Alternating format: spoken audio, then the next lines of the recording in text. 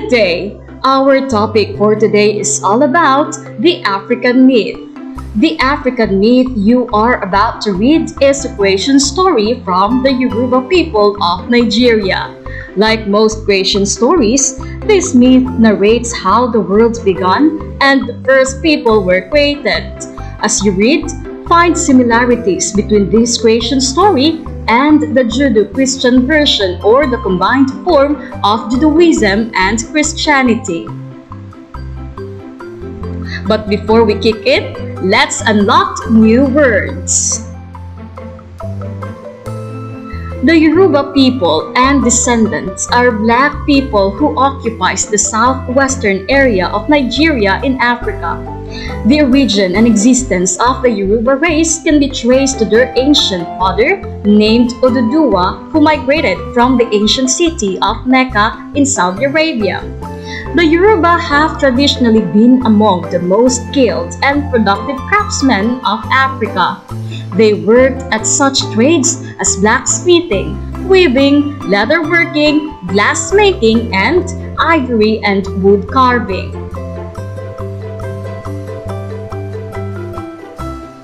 Orishas. Orisha, also spelled as Orisha or Orisa, any of the deities of the Yoruba people of southwestern Nigeria. Yoruba tribe may also be the most theologically complex West African religions.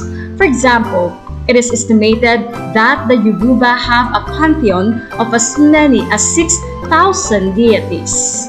Or also, Orishas are called minor gods.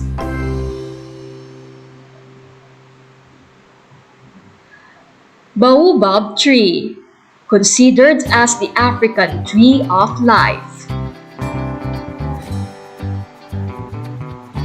Seer, wise man. Now here is the story that we have for today, The Golden Chain, written by David A. Anderson or Sankofa, a myth from the Yoruba people from Nigeria. Long ago, well before there were any people, all life existed in the sky. Oloron lived in the sky, and with Oloron were many Orishas. There were both male and female Orishas, but Oloron transcended male and female and was the all-powerful supreme being. Oloron and the Orishas lived around a young baobab tree. Around the baobab tree, the Orishas found everything they needed for their lives, and in fact, they wore beautiful clothes and gold jewelry. Oloron told them that all the vast sky was theirs to explore.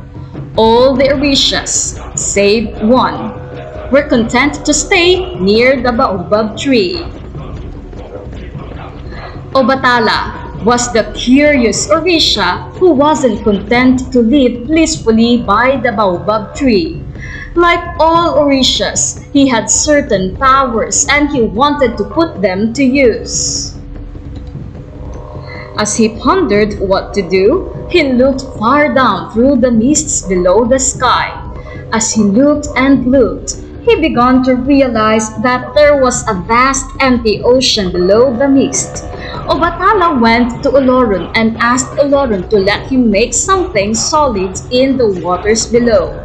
That way, there could be beings that Obatala and the Orishas could help with their powers. Touched by Obatala's desire to do something constructive, Oloron agreed to send Obatala to the watery world below. Obatala then asked Orunmila, the Orisha who knows the future, what he should do to prepare for his mission. Orunmila brought out a sacred tray and sprinkled the powder of baobab roots on it. He tossed 16 palm kernels onto the tray and studied the marks and tracks they made on the powder.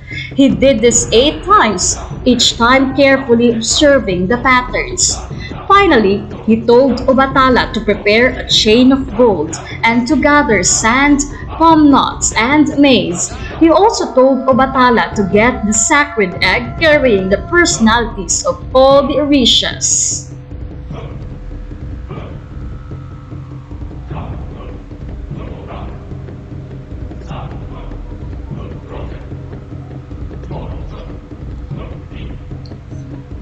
Obatala went to his fellow Orishas to ask for their gold, and they all gave him all the gold they had. He took this to the goldsmith, who melted all the jewelry to make the links of the golden chain. When Obatala realized that the goldsmith had made all the gold into links, he had the goldsmith melt a few of them back down to make a hook for the end of the chain. Meanwhile, as Orunmila had told him, Obatala gathered all the sand in the sky and put it in an empty snail shell, and with it he added a little baobab powder. He put that in his pack along with palm nuts, maize, and other seeds that he found around the baobab tree. He wrapped the egg in his shirt close to his chest so that it would be warm during his journey. Obatala hooked the chain into the sky, and he began to climb down the chain. For 7 days he went down and down until finally he reached the end of the chain. He hung at its end, not sure what to do, and he looked and listened for any clue. Finally, he heard Orunmila, the seer, calling to him to use the sand. He took the shell from his pack and poured out the sand into the water below. The sand hit the water, and to his surprise, it spread and solidified to make a vast land. Still unsure what to do, Obatala hung from the end of the chain until his heart pounded so much that the egg cracked.